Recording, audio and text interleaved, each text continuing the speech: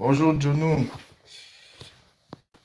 est-ce qu'on a atteint nos tapotages? Bon, je vois qu'on a atteint presque 10 000. On Bonjour. n'est pas encore à 10 000. Comment Et ça va? toi?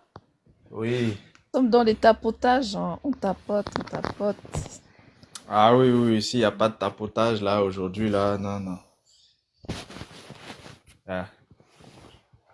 Les gens se posent toujours la question des des porteurs de vie, hein, des porteurs de conscience.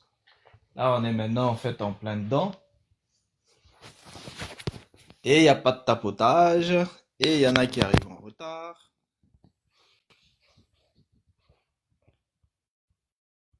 C'est pas normal ça.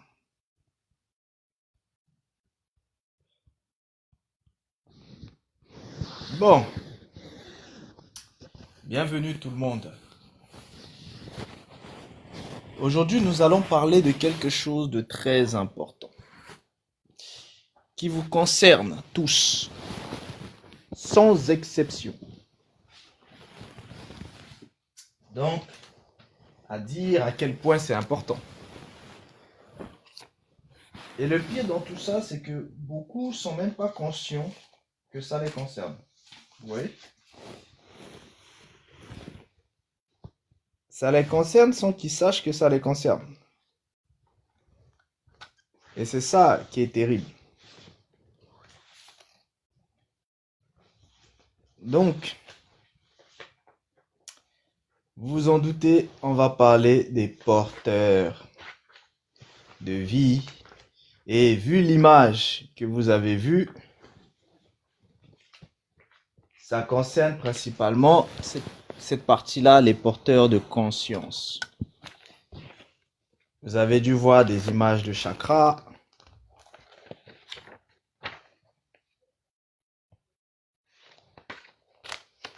Ouais, Voilà, merci. Là, c'est beaucoup plus ouais, visible. ouais. Donc, vous retrouvez les images de chakras.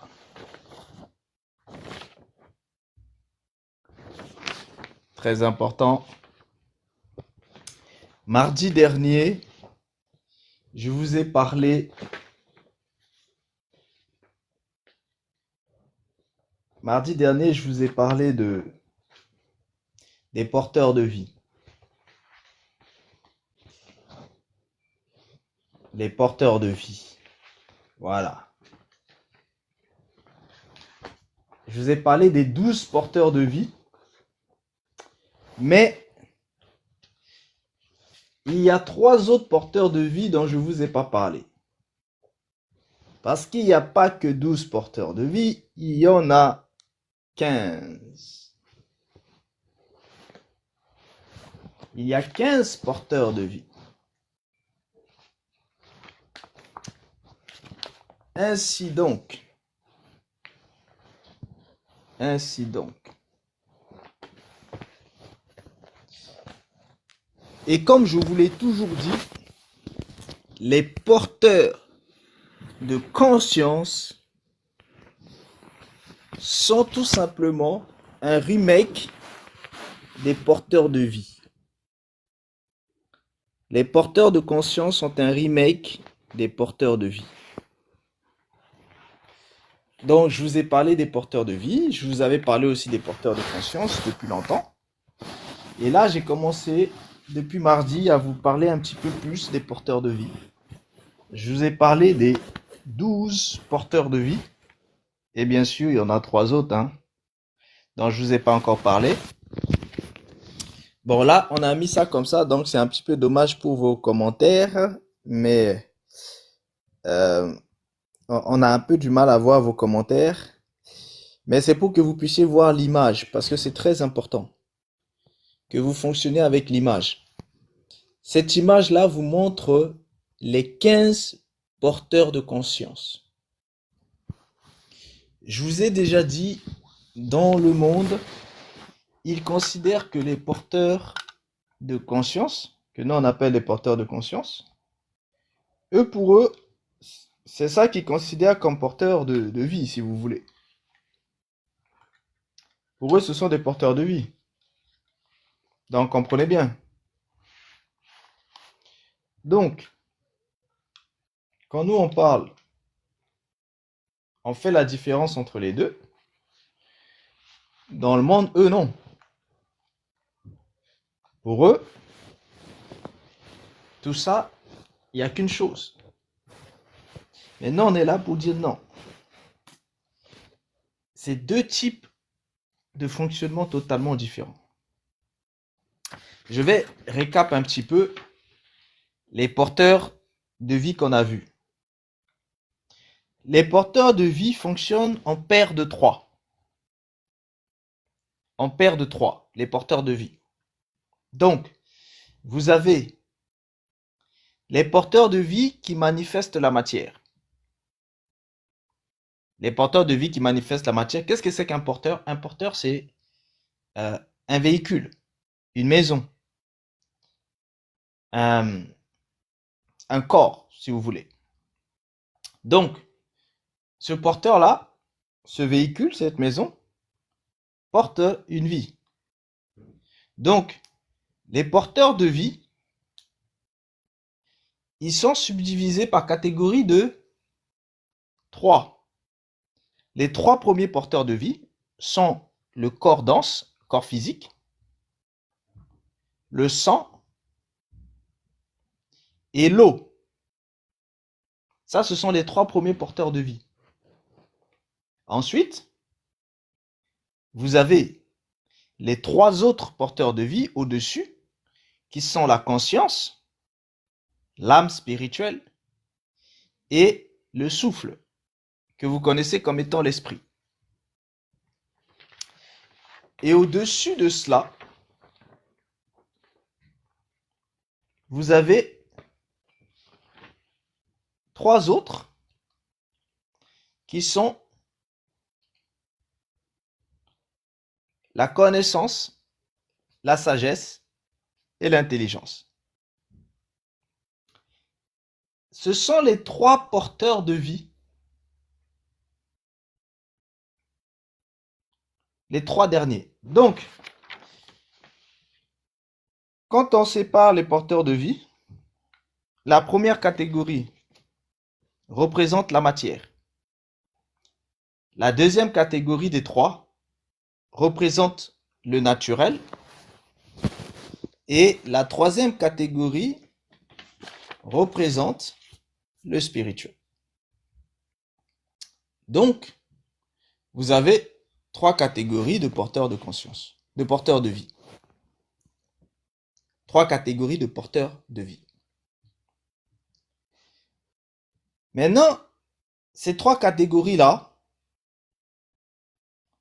il y a aussi une autre catégorie qu'il faut ajouter. Une catégorie qui n'est pas humaine, mais qui est totalement divine. Et ils sont aussi au nombre de 3. Et si vous voulez, les 3 catégories, les 3 derniers que je vous ai cités, la conscience, la sagesse et l'intelligence, eux, ils sont des images d'une autre catégorie de 3. Et en fait, ils sont comme ces images-là. Donc, cette catégorie que je viens de vous citer, la connaissance, la sagesse et l'intelligence, eux, ils représentent tout simplement l'homme.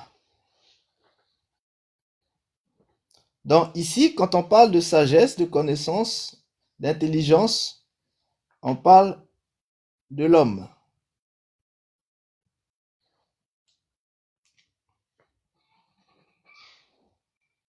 Cette sagesse-là, cette connaissance et cette intelligence humaine-là, elle est une image de la connaissance,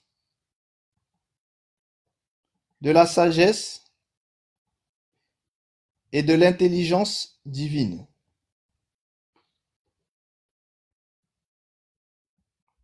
Donc, vous comprenez donc que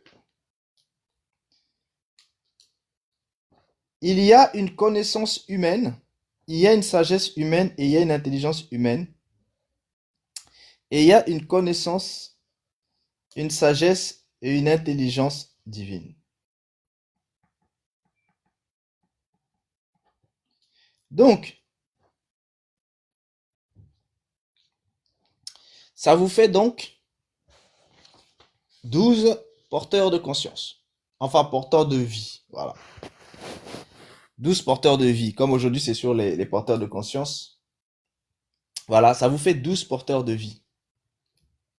Parce que les 6 derniers, vous avez 3 qui sont humaines et 3 qui sont divines. Donc, vous avez la connaissance de l'homme, la sagesse de l'homme et l'intelligence de l'homme. Et au-dessus de cela, vous avez la connaissance de Dieu, la sagesse de Dieu et l'intelligence de Dieu. Déjà, vous retrouvez ici vos 12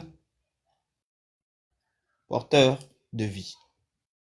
Vos 12 porteurs de vie.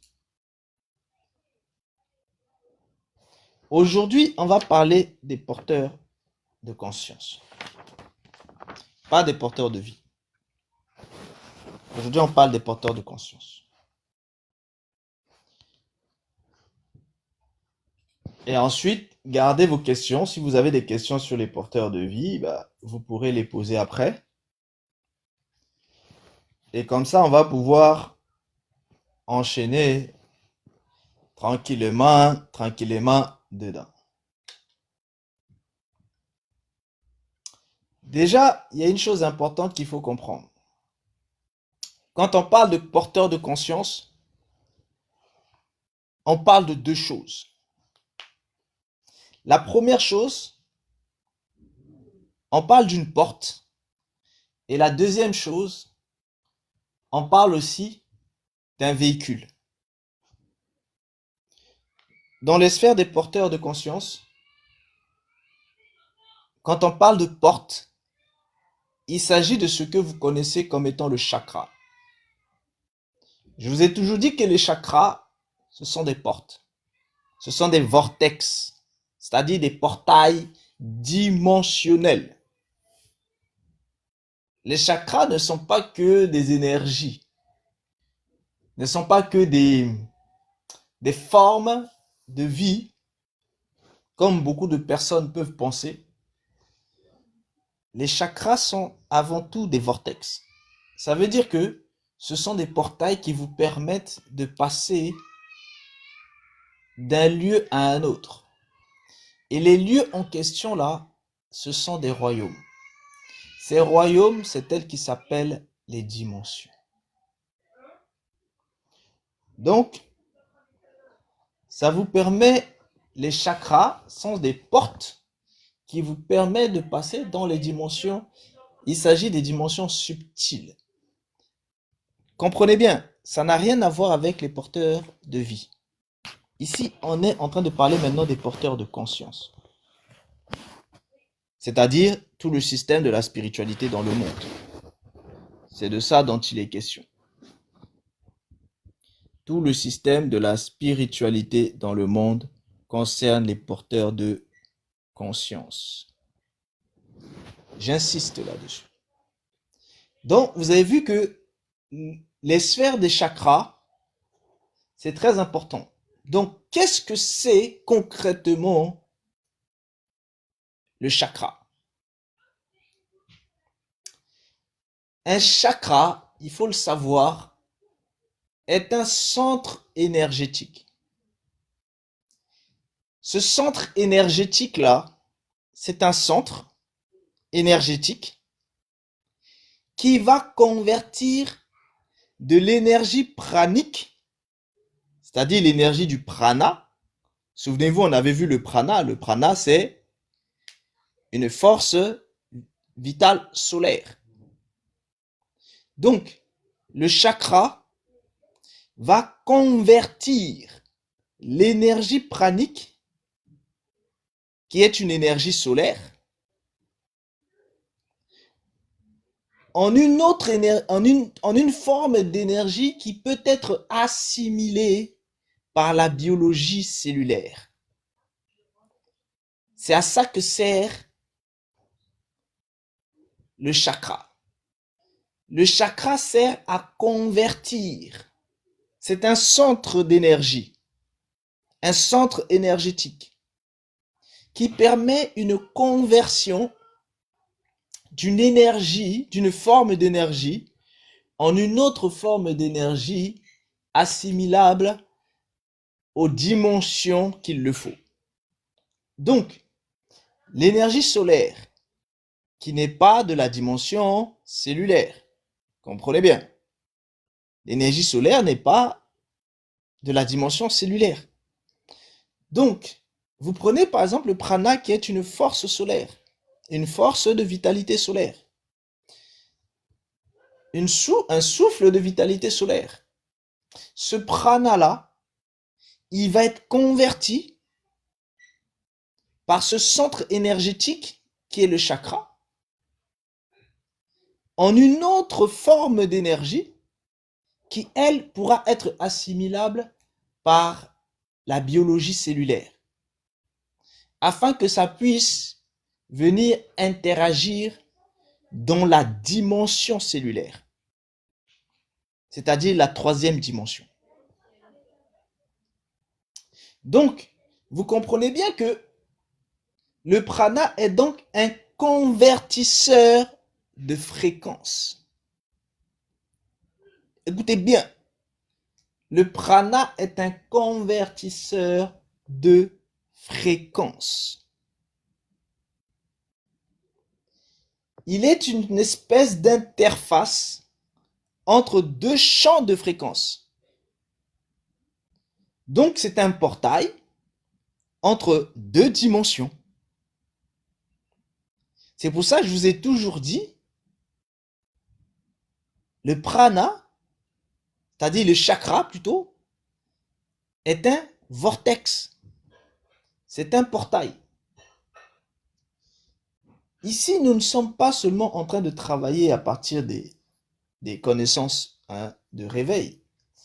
Nous partons aussi sur la base des connaissances d'une femme qui a beaucoup travaillé sur le sujet, Régine de Grémont, et d'une de ses élèves, Laurence Aguillon. Donc nous sommes en train de travailler aussi à partir de ce que eux, ils ont constitué. Donc, comme toujours, je vous donne toujours les sources et je vous explique les choses selon voilà, les connaissances des ovins, des bovins, pour que vous puissiez bien distinguer les choses et que vous compreniez bien que là, on est chez les bovins. On est chez les bovins et ce sont des bovins qui ont fait ce travail-là, Laurence Aguillon, et celle qui l'a un petit peu inspiré, qui est Régine de Grémont. Et vous pouvez retrouver ça en profondeur dans leur livre de Régine de Grémont qui est Les chakras et les corps subtils, le langage secret des chakras. Donc, je reviens à ce que je suis en train de vous expliquer, déjà par rapport en fait au chakra. C'est très important, c'est vraiment la base. Vous devez comprendre que quand on parle de chakra, on parle de portail. Les chakras, ce sont des portails qui permettent de passer dans les dimensions. Maintenant, je vais vous ramener ça un petit peu au concret, parce que là, ça paraît un petit peu trop spiritualiste, et beaucoup peuvent ne pas comprendre concrètement ce dont il est question. Quand vous allez dans le monde des rêves, vous quittez la dimension cellulaire pour entrer dans la dimension moléculaire. En fait, vous changez de dimension. La plupart d'entre vous, vous pensez que vous êtes là, vous dormez et vous êtes dans le monde dans les rêves et ensuite vous revenez. Mais vous ne savez pas comment ça se passe. En fait, vous devez comprendre que vous avez changé de dimension. Ça veut dire quoi? Ça veut dire que si quelqu'un se retrouve dans le monde des rêves, la personne est en train de dormir profondément. Si elle n'a pas de relais entre la dimension dans laquelle elle se trouve et l'autre dimension là-bas où elle est allée, vous pouvez l'appeler, elle ne reviendra pas. Et si elle ne décide pas elle-même de revenir, elle va rester là-bas. Et là, vous allez vous retrouver avec des personnes qui vont justement être considérées comme étant des comateux. Quelqu'un qui dort et qui ne revient pas. Certains même vont penser qu'ils sont morts et ils peuvent aller les enterrer. Comprenez bien. Là, je vous ramène tout ça au concret pour que vous le compreniez. Parce que vous pensez que je dors et puis je me réveille.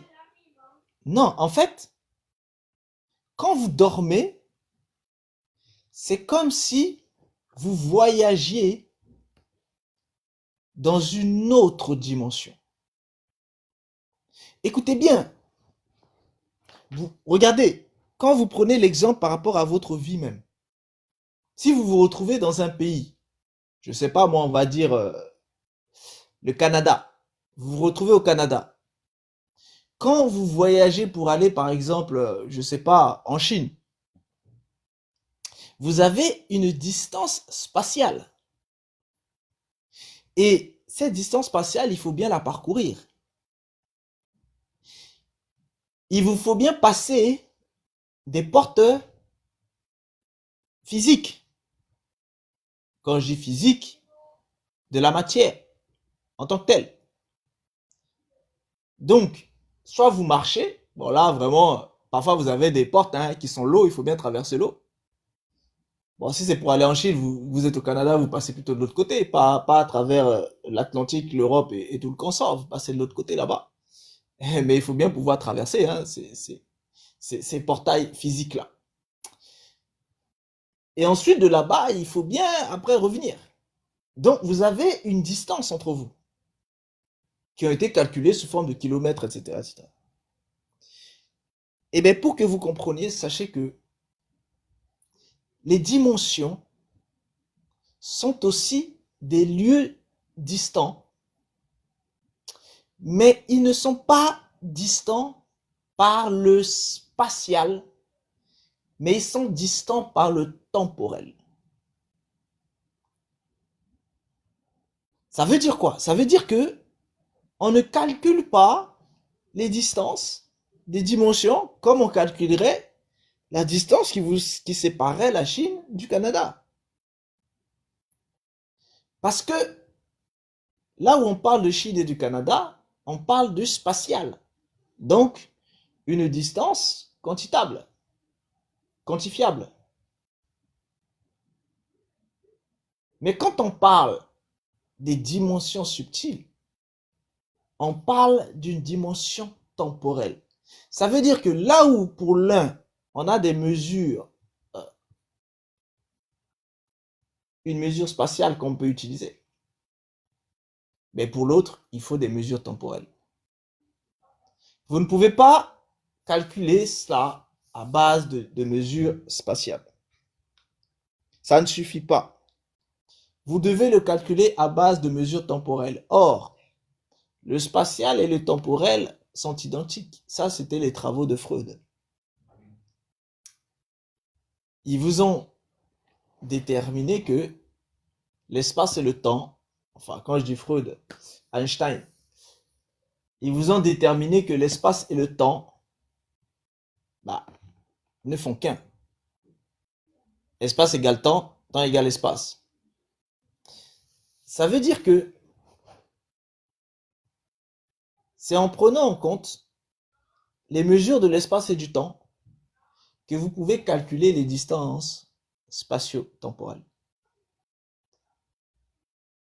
Le jour où la science arrive à calculer les distances spatio-temporelles dans la physique, les gens pourront voyager physiquement d'une dimension à une autre.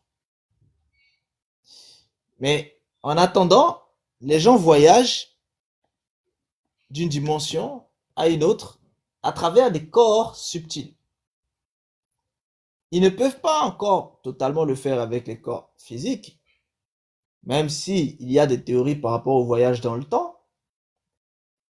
Maintenant, est-ce que le voyage dans le temps existe? Ça, c'est une grande question. Est-ce que le voyage dans le temps existe? Mais quand vous êtes chez les ovins, c'est-à-dire dans les porteurs de vie, sachez que la notion du temps n'est pas la même que chez les porteurs de conscience. Donc la question c'est, est-ce que le voyage dans le temps chez les porteurs de vie, ça existe? Je peux vous répondre tout de suite. La réponse, c'est oui. Sachez-le. Bon. Maintenant, on revient chez les porteurs de conscience, c'est-à-dire le monde dans lequel vous vivez. Donc, dans le monde où vous vivez, c'est-à-dire le monde des consciences, est-ce que le voyage dans le temps existe? C'est-à-dire, est-ce que le cellulaire peut voyager? Qu'est-ce que c'est que le voyage dans le temps? Le voyage dans le temps a deux dimensions. Vous avez deux façons de comprendre le voyage dans le temps, dans le système bovin. Tout d'abord, vous avez le voyage spatial. Et vous avez le voyage temporel. Donc, dans le voyage dans le temps, vous avez un côté spatial et un côté temporel. Maintenant, pour que le cellulaire puisse voyager, ça veut dire quoi? Ça veut dire que vous pouvez voyager dans le temps, dans les dimensions subtiles. C'est-à-dire, les corps subtils peuvent voyager dans le temps. Comprenez bien, les corps subtils peuvent voyager dans le temps. Je vous donne un exemple très simple.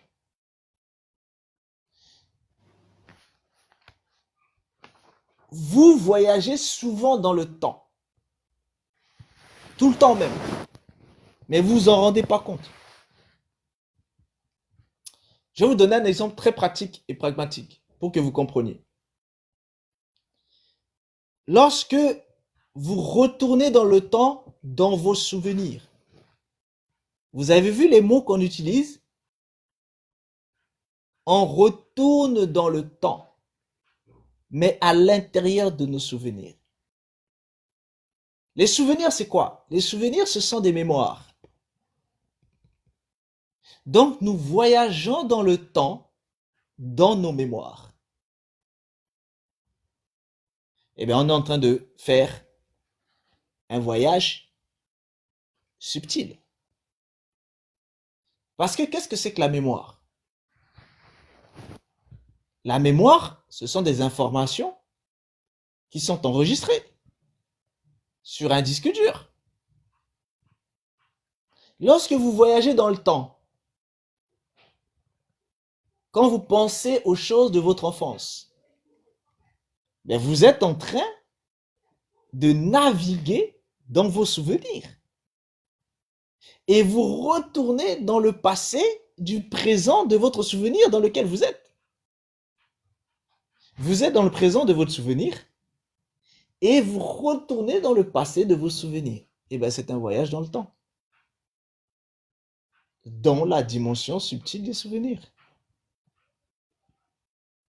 Donc vous voyez bien que, est-ce que le voyage dans le temps, dans les dimensions subtiles existe bel et bien? Bien sûr que oui. Vu que les gens voyagent continuellement dans le temps, dans leurs souvenirs. Ça, c'est un voyage dans le temps. Maintenant, est-ce que ce voyage dans le temps peut-il se faire directement à travers le corps subtil mais de manière consciente. Est-ce que un corps subtil peut-il retourner dans le passé? C'est différent, vous avez vu, les deux choses sont différentes. Tout à l'heure, c'était dans le souvenir. Mais là, ce serait au-delà du souvenir et ce serait de voyager dans le passé. Mais toujours dans les dimensions subtiles. Ça veut dire quoi? La question concrète qui est posée là, c'est est-ce que votre corps subtil, conscient, on va prendre par exemple votre corps astral.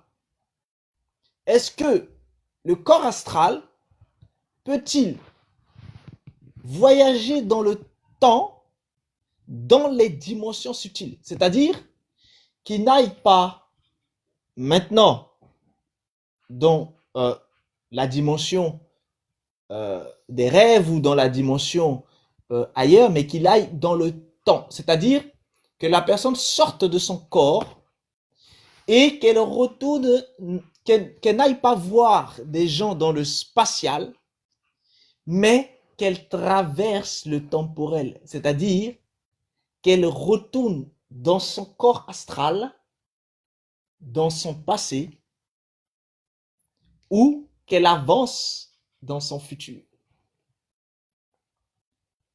Est-ce que c'est possible? Ah, c'est là où tout le monde a la bouche en ébullition. Est-ce que dans le système de Bovin, c'est possible de voyager dans le temps à travers vos corps astrales? Donc, à travers les corps subtils. Tout à l'heure, je vous ai dit, est-ce que le voyage dans le temps est possible chez les ovins, c'est-à-dire avec les porteurs de vie? Est-ce que c'est possible? Je vous ai répondu clairement. Je vous ai dit oui. Mais je ne vais pas expliquer le pourquoi. Ni le comment d'ailleurs. Mais je vous dis oui. Donc clairement, je suis en train de vous dire que si vous me posez la question, donc est-ce que le voyage dans le temps existe? Je vous réponds. Chez les ovins, oui, le voyage dans le temps existe. Chez les ovins, le voyage dans le temps existe. Maintenant, je quitte chez les ovins et on parle des bovins, vu qu'aujourd'hui on parle principalement des bovins. C'est-à-dire des systèmes des corps subtils, des systèmes de la conscience. Est-ce que dans le système de la conscience, le voyage dans le temps existe? La première réponse par rapport à l'univers des souvenirs, de la mémoire, je vous ai répondu. Je vous ai dit, ben, la plupart des gens font régulièrement des voyages dans le temps, dans leur mémoire. Donc, oui, au niveau des mémoires, le voyage dans le temps existe. Maintenant, est-ce que au niveau de la mémoire, le voyage dans le temps vers le futur, est-ce qu'il existe? Ça, c'est une autre question. Vers le passé, est-ce qu'il existe? Oui, parce que le passé a été vécu. Tout ce qui a été vécu a été enregistré en tant que mémoire. Donc, c'est très simple de retourner dans quelque chose qui a déjà été enregistré. Qu'est-ce qui a été enregistré? Les souvenirs, que sont les souvenirs? Les souvenirs sont tout simplement des informations. Qu'est-ce que c'est que des informations? Les informations, c'est tout simplement un champ quantique. Et quand ces informations-là, comme ils ne sont pas statiques et qu'ils sont justement en mouvement, c'est pour ça qu'on les appelle un champ. Et comme ce sont des actions, un champ quantique. Les informations sont des champs quantiques. La mémoire est un champ quantique. Et cette mémoire-là, de tout ce que vous avez vécu, c'est un champ quantique à l'intérieur du... Et qui dit champ dit énergie. Qu'est-ce que c'est qu'un champ? Un champ est une énergie. C'est pour ça que la physique quantique des champs, c'est la physique quantique de l'action, c'est-à-dire des énergies.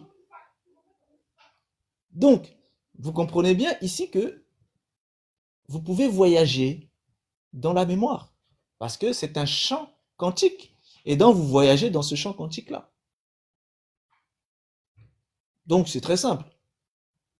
La question, c'est est-ce que vous pouvez voyager dans le futur, dans ce champ quantique-là? Mais pour le passé, c'est simple, relativement simple. Pourquoi? Parce que le passé a été vécu, donc il a été enregistré. Le futur, le futur n'a pas été vécu dans votre conscient. Votre conscient n'a pas vécu le futur. Donc, c'est difficile à votre conscient de voyager dans le futur, dans la mémoire. Par contre, le système de Bovin est un système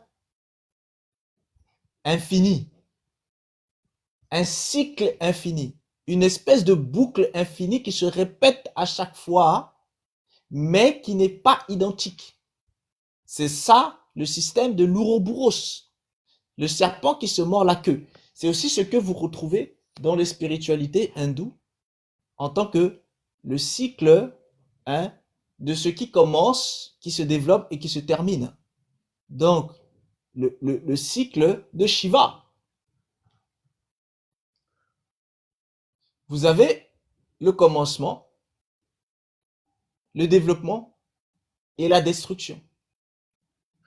Vous avez ce cycle-là, ce cercle-là. Et vous avez le côté du commencement, c'est-à-dire de la création, qui est le Atman.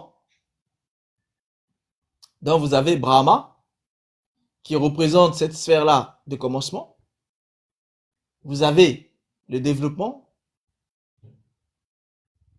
Et vous avez la fin. Donc vous retrouvez le cycle du cercle. C'est ça le système infini. Ce système infini-là, c'est un cycle, c'est un système cyclique.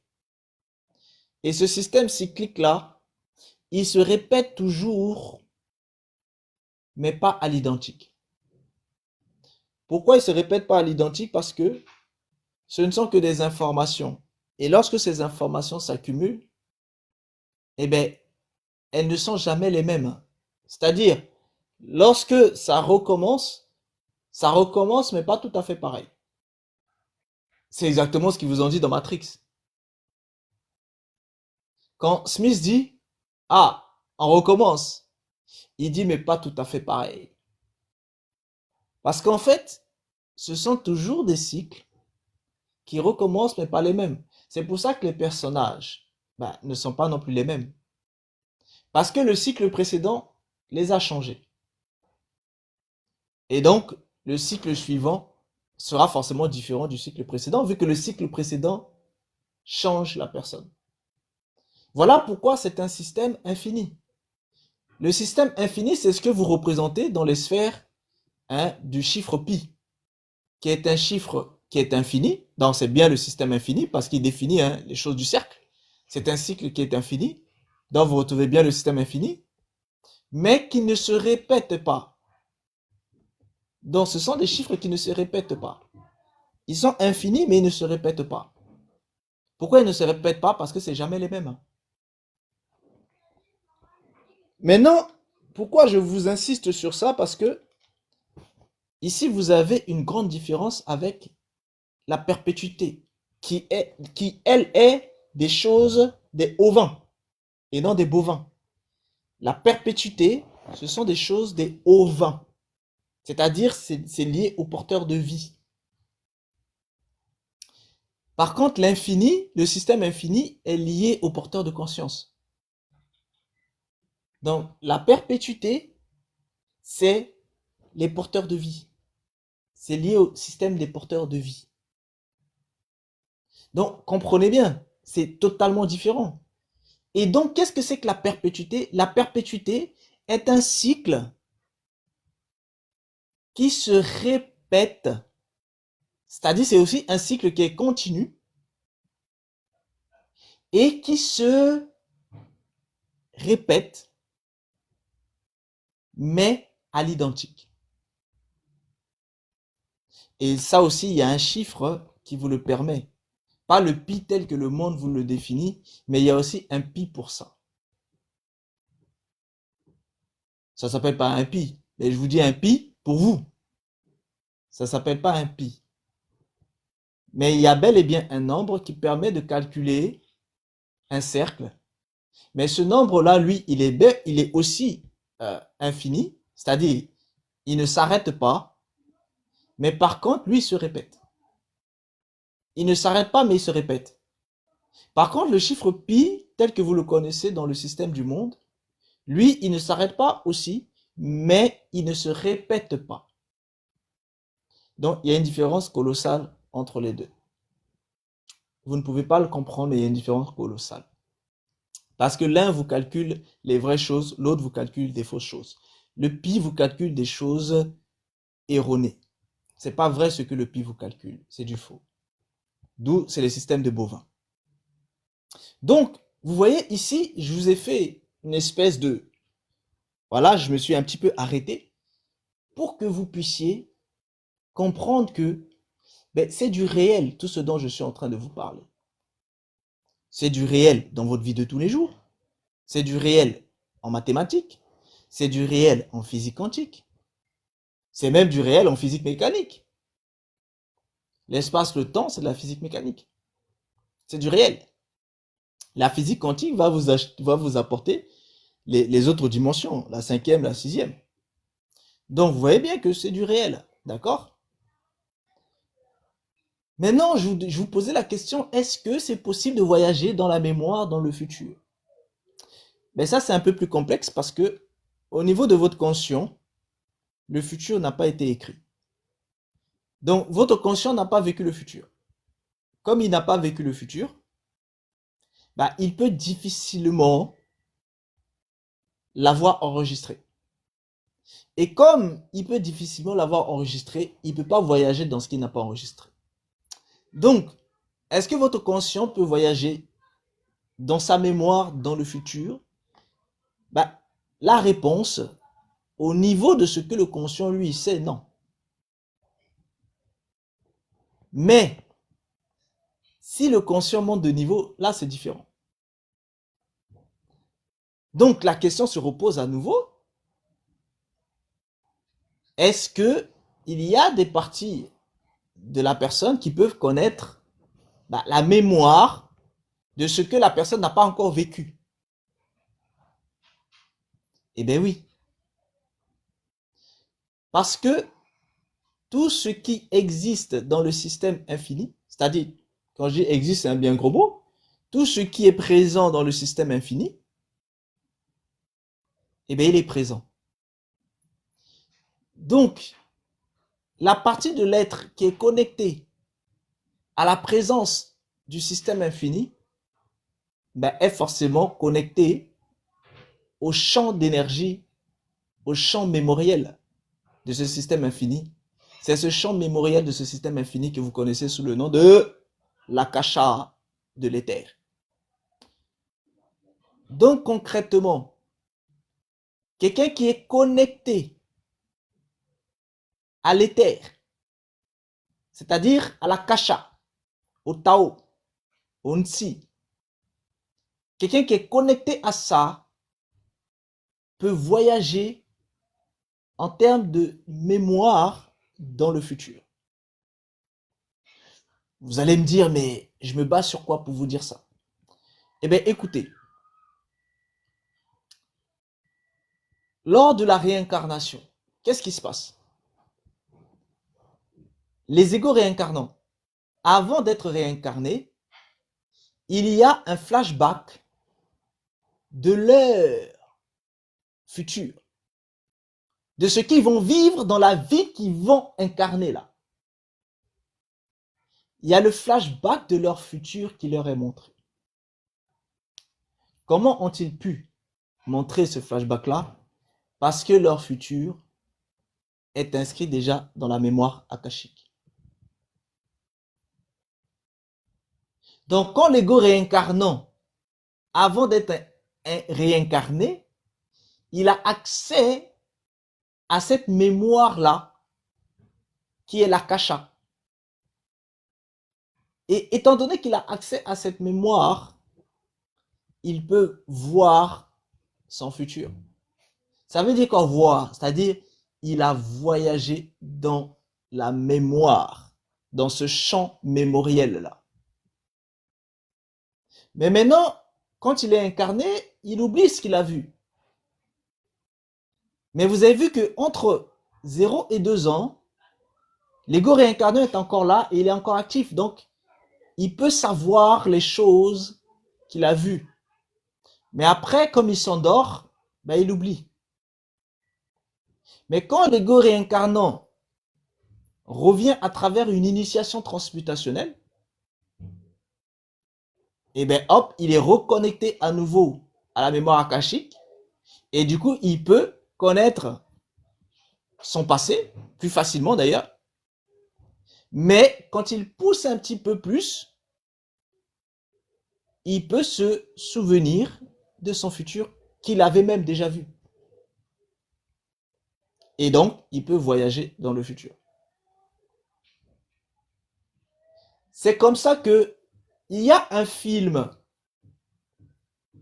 qui est sur Netflix, je pense que vous allez toujours le retrouver, ça s'appelle La Reine du Sud. C'est une dame qui est euh, trafiquant de ce que vous savez, la spécialité des gens du sud des États-Unis. Et pendant un moment, elle a des flashbacks d'une femme totalement différente de ce qu'elle est. Mais en fait, elle se voyait, elle, dans le futur.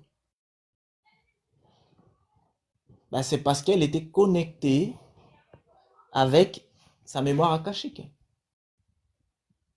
Et donc, du coup, elle était connectée à cette mémoire-là et ça lui permettait de voyager dans le futur, dans sa mémoire. Donc, ça vous montre bien.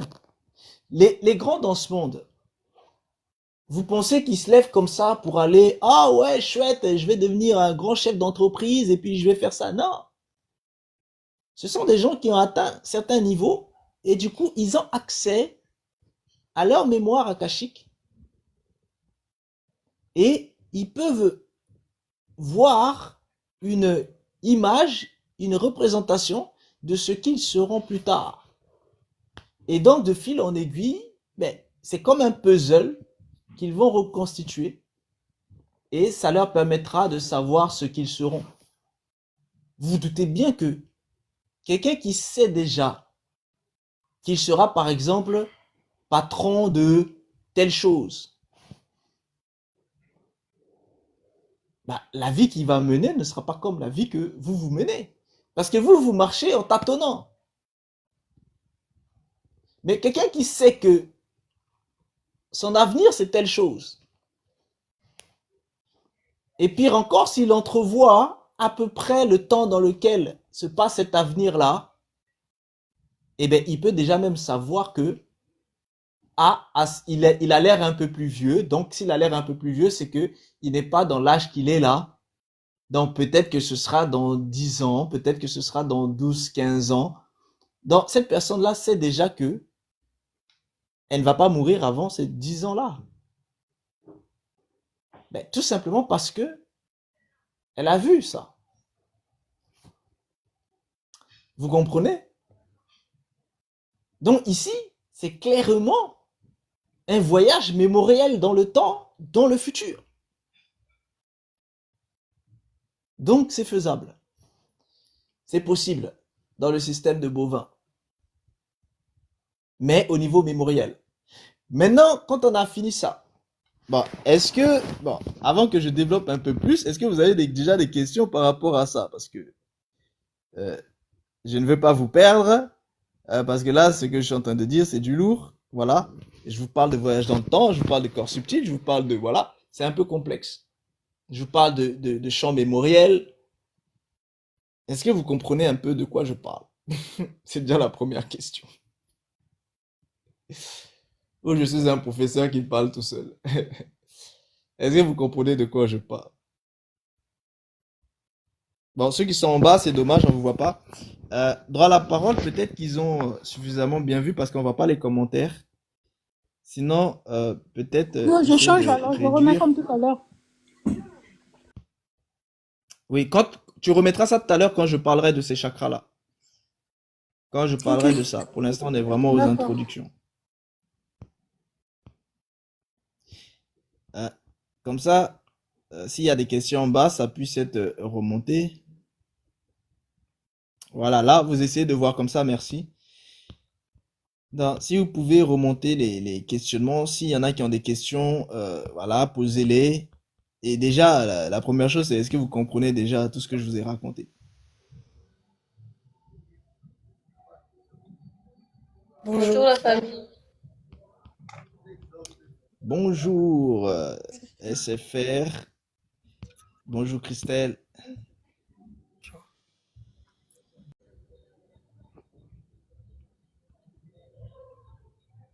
Et la question est la suivante.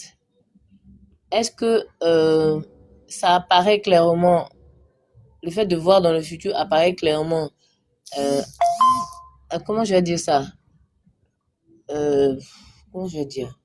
Éveillé, et puis c'est comme si tu es dans une réflexion, ou bien comme si tu as des absences, et puis tu voyages dans le temps, et que tu vois dans le futur, ou bien encore ça se passe comme des rêves,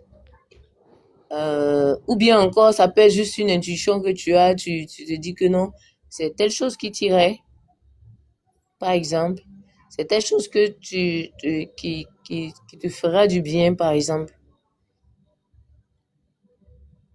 Ça, c'est ma première question. Donc, Ok, je vais te laisser y répondre et puis bon. ensuite, je vais poser l'autre question. Il y a un problème. Merci pour ta question, SFR. Il y a un problème dans ta question. C'est-à-dire, c'est la question du peuple. C'est exactement le genre de question que le peuple se pose. D'accord? Le problème, c'est que le niveau de l'enseignement que je suis en train de vous donner ici, c'est pas un enseignement pour le peuple. C'est-à-dire que vous devez dépasser votre niveau de peuple. Vous devez monter de niveau. La question que tu poses, c'est la question que tout le monde se poserait en se disant, mais c'est j'entrevois des choses peut-être du futur, comment je l'entrevois? Le problème, c'est que cette question-là manque fondamentalement d'une certaine précision qui est lorsque tu es en train de parler de quand tu vois. La question fondamentale, c'est dans quel environnement tu vois. Parce que je vous ai expliqué que vous avez la mémoire. La mémoire, ce sont des informations qui sont actives, donc un champ mémoriel. Et en souvenir, vous voyagez dans ce champ mémoriel. Et je vous ai dit que vous pouvez voyager dans le passé. Et je vous ai expliqué aussi la possibilité de le faire dans le futur. Mais il n'y a pas que ça comme voyage. Il n'y a pas que... Quand on parle du voyage dans le temps, vous devez comprendre deux choses importantes. Premièrement, c'est dans quel environnement? Est-ce que c'est un environnement mémoriel, c'est-à-dire de votre mémoire, ou c'est un environnement d'une autre mémoire? Ah, ça n'a rien à voir, hein? Je donne un exemple très simple. terre à terre. Voilà. En fait, quand je vous dis des choses compliquées, j'essaie de revenir terre à terre pour que vous puissiez suivre.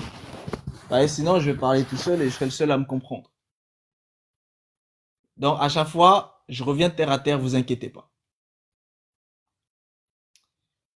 Lorsque vous êtes en train de penser à ce que vous avez vécu,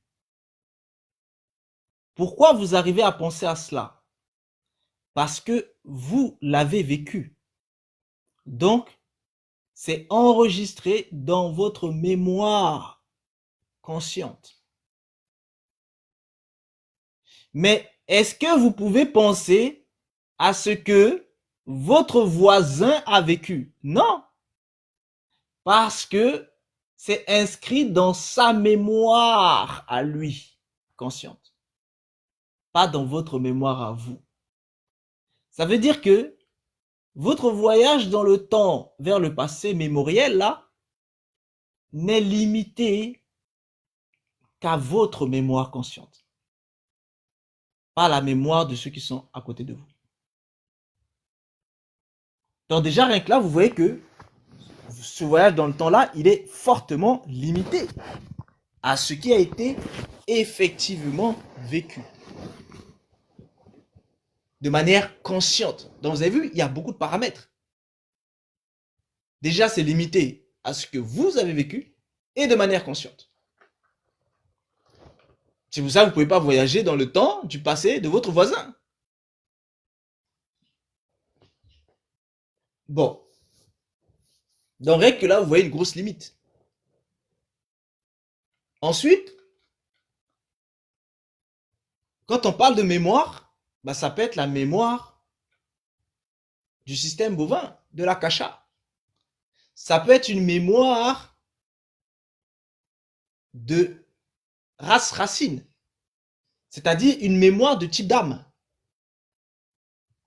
Par exemple, vous pouvez voyager dans la mémoire de votre sang. C'est-à-dire, vous voyagez dans la mémoire du sang. C'est-à-dire, c'est ce que les Africains appellent la mémoire des ancêtres. Donc, ils entrent dans le sang parce que le sang enregistre. Donc, ils entrent dans le sang et ils vont parcourir ce que leur sang a enregistré comme information jusqu'au plus loin qu'ils peuvent remonter. Et là, ici, ils vont dépasser votre mémoire à vous, où vous remontez dans le temps jusqu'à quand vous étiez enfant, jusqu'à ce que vous vous souvenez. Ça dépasse ça. C'est un petit peu ici le questionnement que Wally se posait. Je ne sais pas s'il est là, vu que bon, c'est quelqu'un qui se balade souvent. C'est dommage. S'il était là, il aurait la réponse au questionnement qui se pose souvent. Parce qu'il se posait la question comment il pouvait se souvenir peut-être des choses quand il était dans le ventre de sa mère. Vous voyez, le sang aussi permet de remonter beaucoup plus loin que ce que vous vivez. C'est-à-dire, en remontant dans la mémoire du sang, vous pouvez remonter jusqu'à ce que des ancêtres avant vous ont vécu. Ça, c'est la mémoire du sang. Vu que ça a enregistré, tout ce qu'ils ont vécu, ça a été enregistré dans le sang. Et quand vous partagez le même sang, quand vous vous connectez à cette mémoire-là, la mémoire sanguine, vous pouvez voyager dans le temps. Et du coup, vous pouvez aller beaucoup plus loin. Vous pouvez même aller jusqu'à 1000 ans, 2000 ans, voilà. Donc, ça aussi, c'est un voyage. Donc, tu vois, tout dépend de dans quel environnement le voyage se fait. Donc, je te repose la question, tu parles de quel environnement?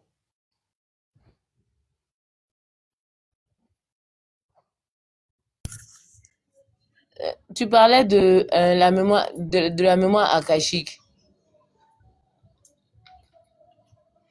et de la mémoire, oui c'est ça, de la mémoire akashique que par exemple les gens pouvaient savoir ce qui se passe dans le futur, puisqu'on est en train de parler maintenant du système bovin.